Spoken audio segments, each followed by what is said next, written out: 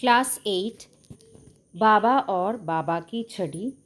Before starting the video, if you want more videos, please write which chapter, class and chapter name in the comment box. Class തുടങ്ങാം. ഇതൊരു poem ആണ്.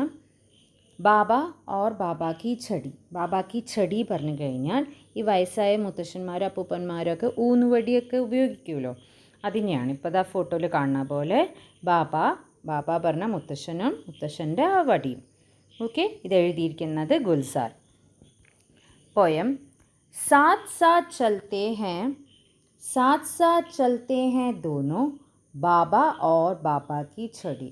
സാത്ത് സാത്ത് ഒരുമിച്ചാണ് രണ്ടാളും നടക്കുക. ഈ രണ്ടാളും പറഞ്ഞു കഴിഞ്ഞാൽ ബാബ ഓർ ബാബ കി ഛടി, മുത്തശ്ശനും മുത്തശ്ശൻ്റെ ആ വടിയും ഒരുമിച്ച് തന്നെയായിരിക്കും എപ്പോഴും നടക്കുക.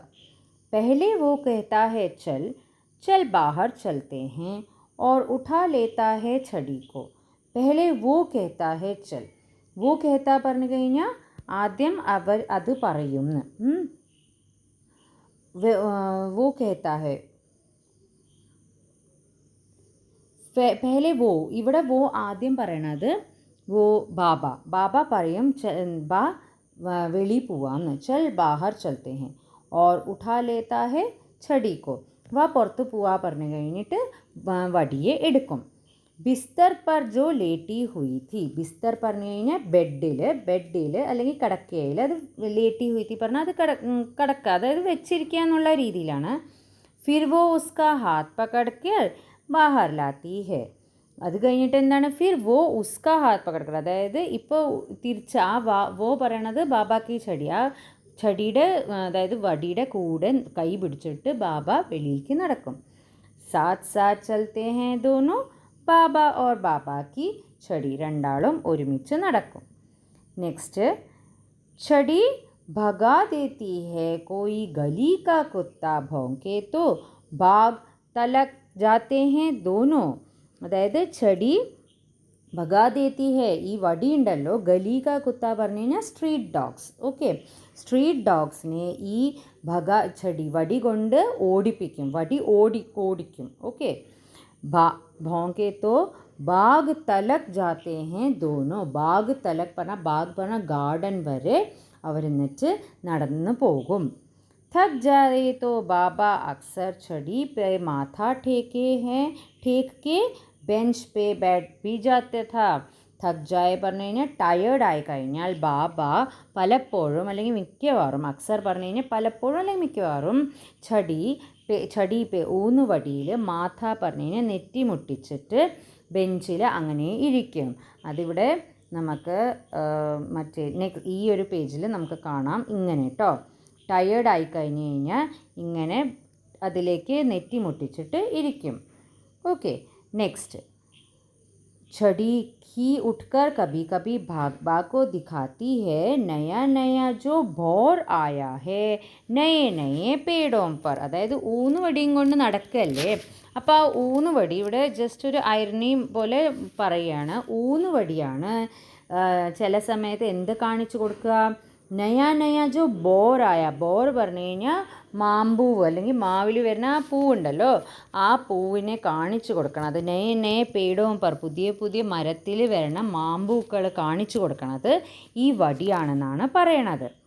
അടുത്തത്, एक कदम वो जब वो चलती है एक कदम वो चलता है ബാബ ഓർ ബാബ കി ഛടി. രണ്ടാളും നടക്കണതിൻ്റെ ഒരു അതാണ് പറയണേ. ഒരു കാല് ബാബ വയ്ക്കുമ്പോൾ ഒരു കാല് വടി കൊണ്ട് സഹായിച്ച് നമ്മൾ കണ്ടിട്ടുണ്ടല്ലോ മുത്തശ്ശന്മാരൊക്കെ നടക്കണത്. അപ്പോൾ ഇതിൻ്റെ സഹായത്തോടെയല്ലേ നടക്കുക, ഈ വടിയുടെ സഹായത്തിൽ. അങ്ങനെയാണ് അവരുടെ നടത്തം. दोनों में से कोई अकेला चल नहीं सकता, हाथ अगर छूटे तो दोनों गिर पड़ते हैं. രണ്ടാളുടെയിലും ആർക്കും ഒറ്റയ്ക്ക് നടക്കാൻ പറ്റില്ല. കൈ വിട്ട് കഴിഞ്ഞാലോ, ഹാത്ത് അഗർ ഛൂട്ടെ, കൈ വിട്ട് കഴിഞ്ഞാൽ രണ്ടാളും വീണു പോകും. ഇക് ജവാ ഇക് ബൂഡാ ഹേ ബാബ ഓർ ബാബ കി ഝടി. ജവാ പറഞ്ഞ യൂത്ത് അല്ലെങ്കിൽ ഒരാൾ ഇതെന്താ പറയുക, ഒരു പ്രായം, അതായത് ചൈൽഡ്ഹുഡ് അല്ലാണ്ട് ഒരു യങ് ഏജാണ്. ഒരാൾ വയസ്സായ ആളാണ്. അപ്പോൾ രണ്ടാൾക്കും ഒപ്പം നടക്കാൻ പറ്റില്ല, ബാബയും ബാബ കി ഛടിയും. അപ്പോൾ ഇതോടെ കവിത കഴിഞ്ഞു. ഇവരെ കുറിച്ചിട്ടാണ് പറഞ്ഞത്. അടുത്തത് ക്വസ്റ്റ്യൻ ആൻസേഴ്സിലേക്ക് പോവാം.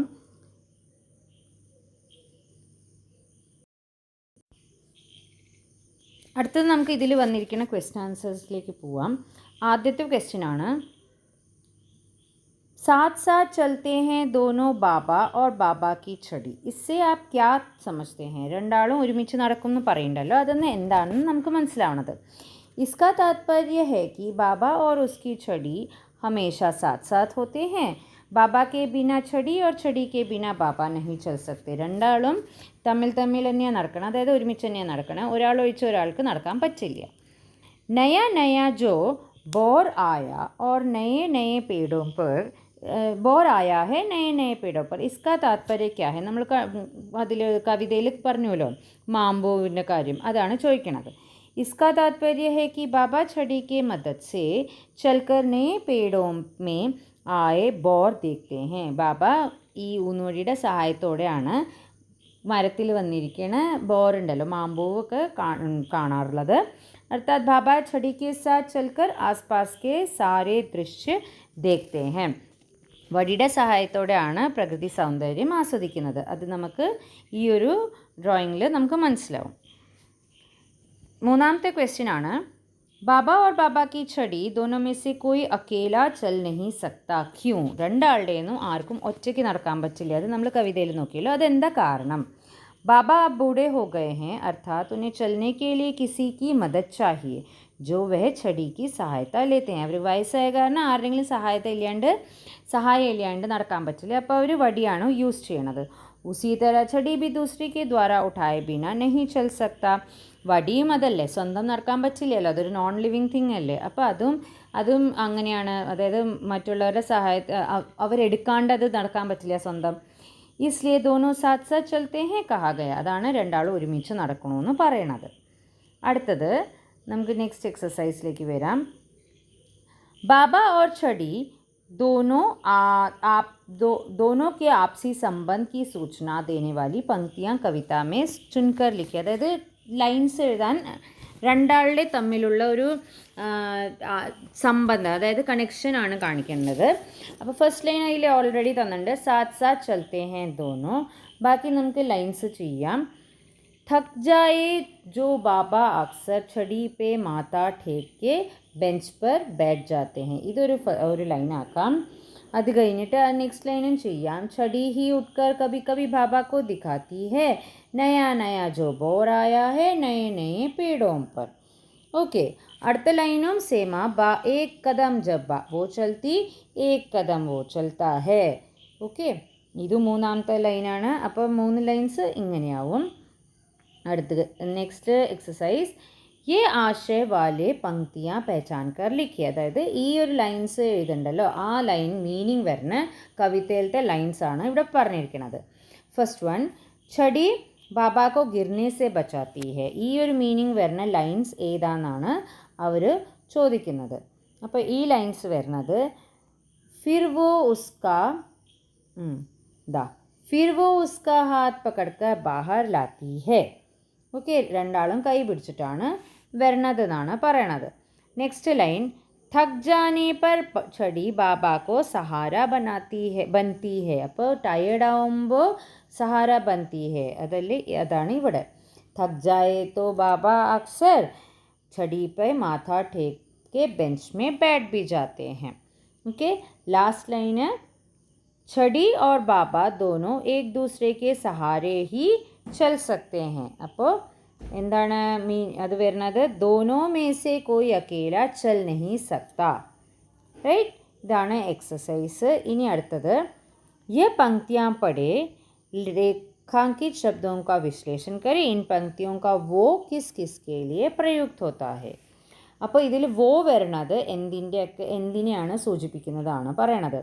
एक कदम वो चलती है एक कदम वो चलता है बाबा और बाबा की छड़ी. ഇതിൽ वो പറയണത് वो चलती है, चलती വരുമ്പോൾ छड़िയും, चलता है എന്ന് വരുമ്പോൾ അത് ബാബയാണ് ഉദ്ദേശിക്കുന്നത്. ठीक है. नेक्स्ट, वो वह के बदले बाबा और बाबा की छड़ी में से उचित शब्द छोड़कर पंक्तियों का पुनर्लेखन कीजिए. അതായത് നമ്മളിപ്പോൾ ഇവിടെ പറഞ്ഞ പോലെ ഈ वो പറയണത് एक कदम जब छड़ी चलती है एक कदम बाबा चलता है. ഓക്കെ, റീറൈറ്റ് ചെയ്യാനാണ്. പുനഃലേഖൻ പറഞ്ഞു കഴിഞ്ഞാൽ റീറൈറ്റ് ചെയ്യാനാണ് പറഞ്ഞിരിക്കുന്നത്. पंक्तियाँ पढ़े सूचना के अनुसार लिखिए. അപ്പോൾ ഈ ലൈൻസ് ആണ്. पहले वो कहता है चल, चल बाहर चलते हैं और उठा लेता है छड़ी को बिस्तर पर जो लेटी हुई है. फिर वो उसका हाथ पकड़ के बाहर लाती है.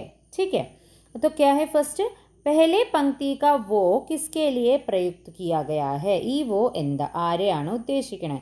ഇത് ബാബയാണ് ഉദ്ദേശിക്കണേ. अंतिम पंक्ति का वो किसके लिए प्रयुक्त है. ഈ वो പറയണത് ചെടിയാണ് ഉദ്ദേശിക്കുന്നത്. ഓക്കെ, ഇത്രയാണ് എക്സസൈസ്. ഇനിയും വീഡിയോസ് ഇഷ്ടമായി കഴിഞ്ഞാൽ ലൈക്ക്, സബ്സ്ക്രൈബ് ആൻഡ് ഷെയർ ചെയ്യുക. ഇനിയും വീഡിയോസ് വേണമെങ്കിൽ കമൻറ്റ് ബോക്സിൽ എഴുതുക. Okay, thank you for watching this video.